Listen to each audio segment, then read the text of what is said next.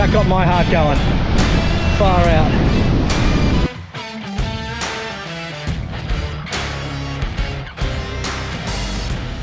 That is a redfin perch. G'day adventurers, we are back for another episode. Today we have Spud from Survive at Southwest. What are your other, that's your Facebook and Instagram. What's your YouTube? My YouTube is Survival How-To Basics. Alrighty, beauty, nice to meet you. Today we're doing a bunch of videos. We're at the Bunbury Cut, right at the end where I did my last, one of my overnighters, all the way from Belvedere Beach all the way down here, which is 10 k's, and then back the next day along the beach. I'll chuck a card up for that video. You can go check that out after this. But yeah, this is going to be a bit of a bits of video, isn't it? Sure is. We're going to do a whole bunch of videos for Spud's channel and a couple for mine, and I'll do like a main video of the whole time we're out here. We're only going to do 5k's today and then 5k's tomorrow or thereabouts. We've been dropped all the way into the end of the cut, which is quite handy because then we don't have to walk the 10k's. And this is your first hike for a while, isn't it? It is. It's the first hike back since my surgeries. So it's a bit of a tester as well. So we'll see how it goes. It's all right. If he walks a bit slower than normal, I'm used to it because I hike with Rob. So we should be fine. I'm wearing better boots than Rob wears. Definitely not work boots. They're proper boots. But we'll get into all that later, and Spud's history, and yeah, enjoy the ride. See you guys.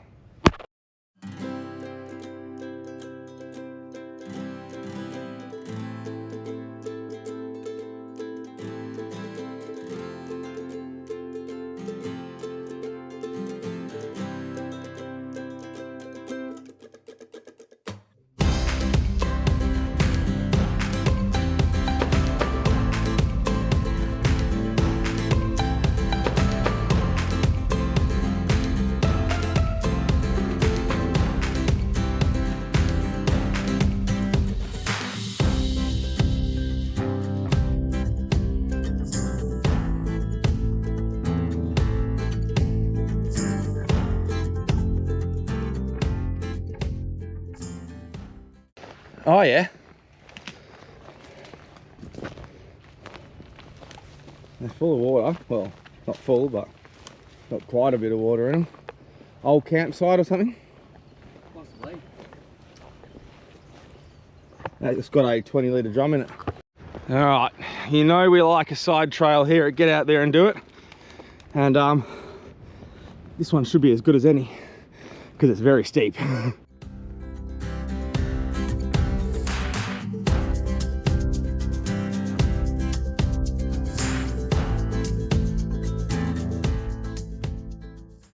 Well, that was pretty cool. Just a little side trail there, and it looks like some old well caps.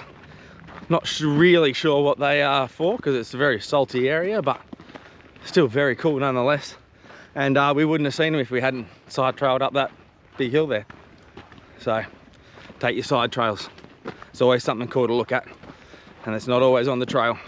Just checking the high tide mark on the estuary side now for some any items that shouldn't be here that we could possibly use to make crab trap or fishing line or anything like that.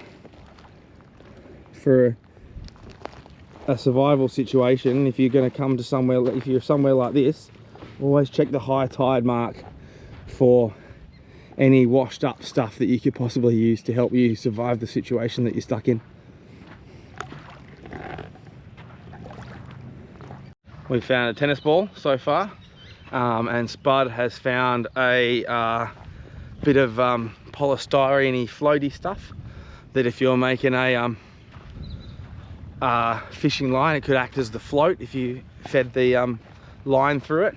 I do have a sail needle in my bag, so we could use that to thread the any fishing line. We found a bit of fishing line earlier. We could use that to thread the fishing line through anything like that. So there's a bit of rope on my bag there that we found as well.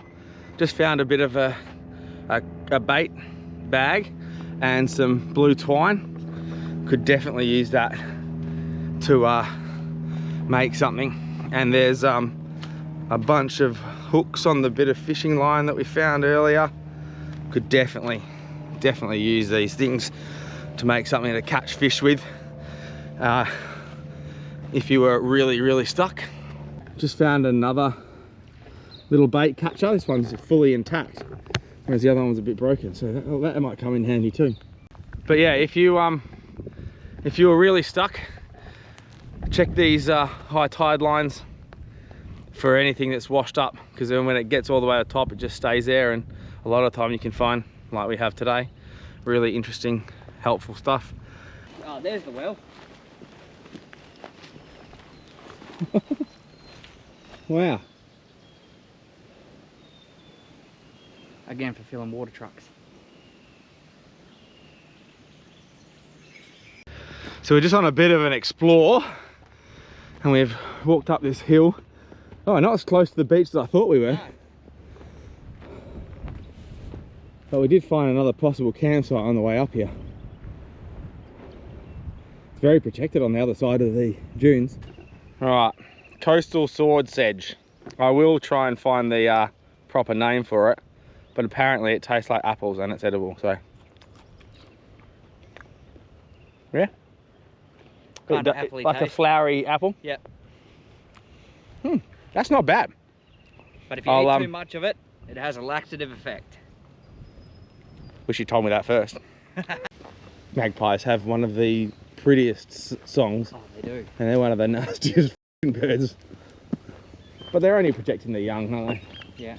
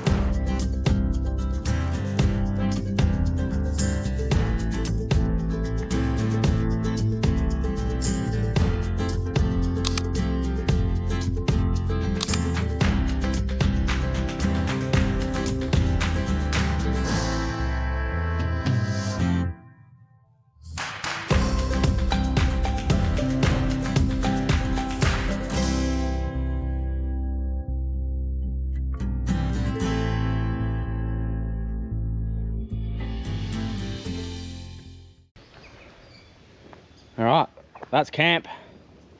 Nice little spot here. Packs off, we've had an explore. Spud just needs a couple of trees to hang his hammock off, which I think will be those two. But there are a million trees here. And I just need a bit of flat ground for my hiking tent.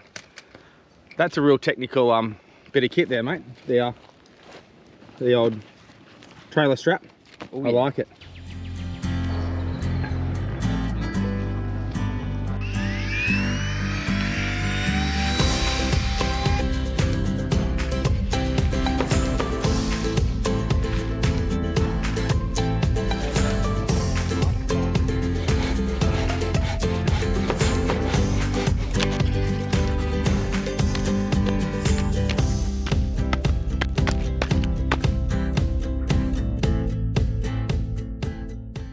That's firewood cut and done, for now at least.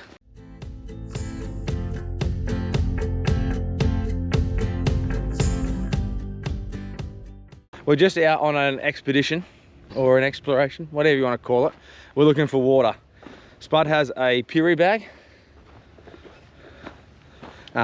which filters and sterilizes 10 litres of water in one go. Not all at once, but 30 minutes. 30 minutes, which is pretty good if you're in a situation where it's needed. So we're looking for water, and we couldn't be looking in a nicer place, really. The estuary is obviously brackish. The ocean is salty, so we're looking for pools of water that have been collected from the rain.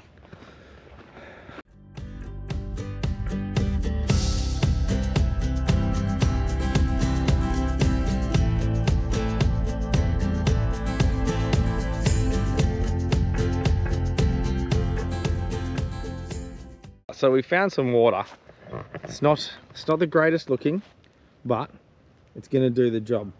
So it's a little bit brackish. So we've Spud's dug a hole about 1 meter from the edge, and then it kind of seeps up through the sand and makes it less salty. So we're just going to scoop some out into the steri bag, and then yeah, see how we go with it. Should be good. If you want to watch that video, go jump onto his channel and have a look, because yeah, it's interesting how you can just dig a hole in the ground next to a water source and then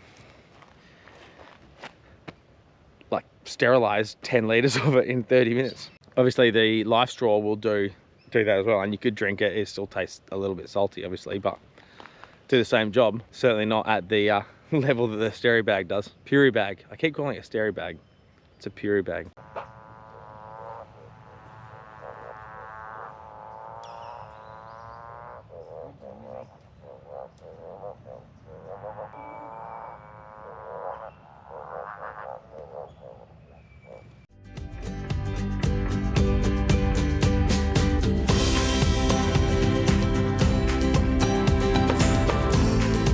Dinner time.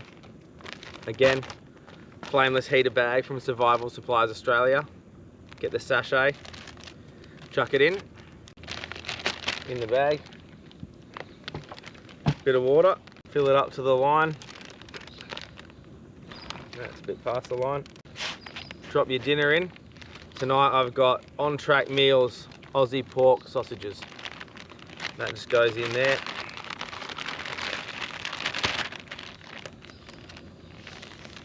Do up the Ziploc, and shortly that'll start heating up because the water has a chemical reaction with the bag, and in 12 minutes it'll be hot.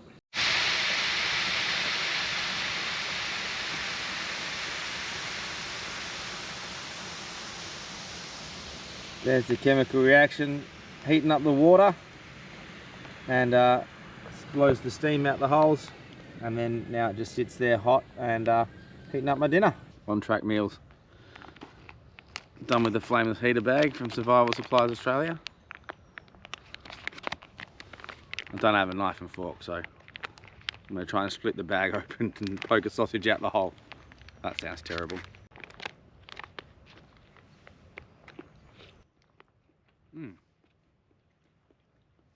They're alright, eh? They're good? Yeah.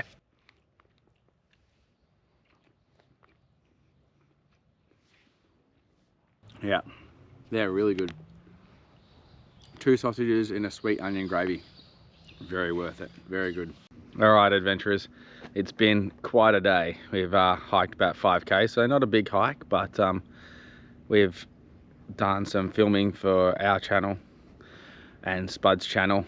Had some dinner, and we're just about to hit the hay. Well, no, that's not true. We're going to record a podcast and then we're going to hit the hay. So see you all tomorrow. Bye. Morning adventurers. Trying out a new breakfast in preparation for the Cape to Cape backcountry cuisines.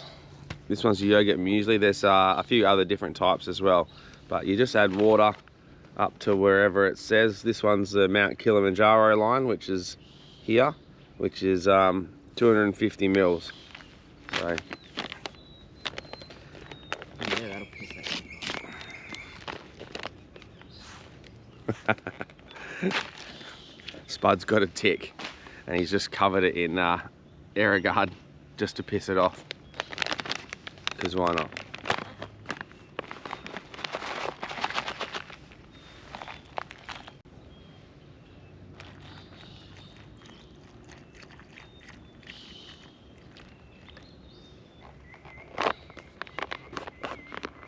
So it's just add water and wait 15 minutes, I think it is. Better make sure this is sealed up before I shake it, like Spud did yesterday with the water lamp. That was a shame that didn't work, hey? Yeah.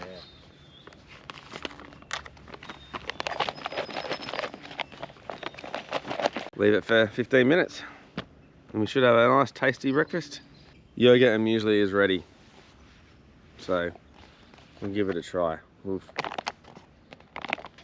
turn it into its bowl It's got another little ripcord here.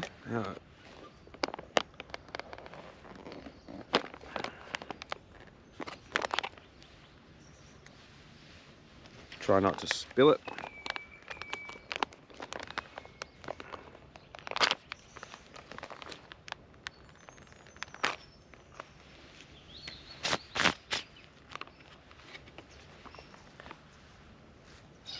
Good to go.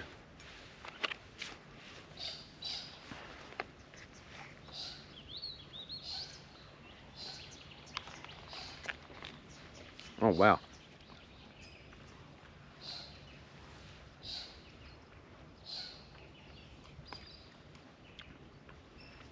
That is going to work just fine.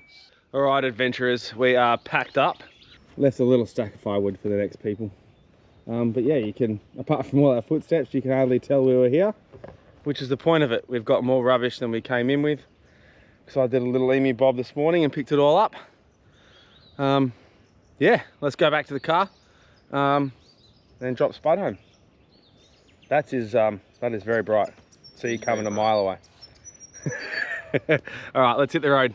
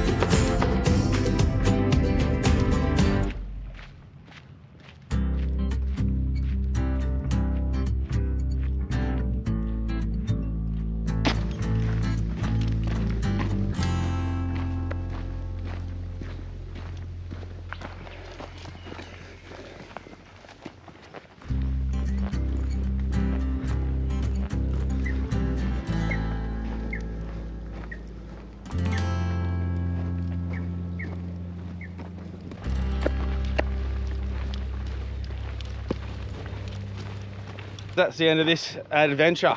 We are just about back at the car now. Hopefully it's not been broken into. Hopefully. Thank you very much for joining us, Bud. Oh, thanks for having me. It's been a pleasure. It's been a lot of fun. Make sure you go check out Spud's socials, Survival How-To Basics on YouTube, and Survive at Southwest on Facebook, Instagram, and the TikTok. But go check out our socials as well. Get out there and do it as well. And we recorded a podcast last night too, so go check that out on Spotify if podcasts are your thing. Or if they're not, they might become your thing. It's a pretty funny podcast episode. Yeah, we didn't dive too deep, but that just means we have to do another one, doesn't it? Sure does. Well, it means we have to come out and do this again. Somewhere different.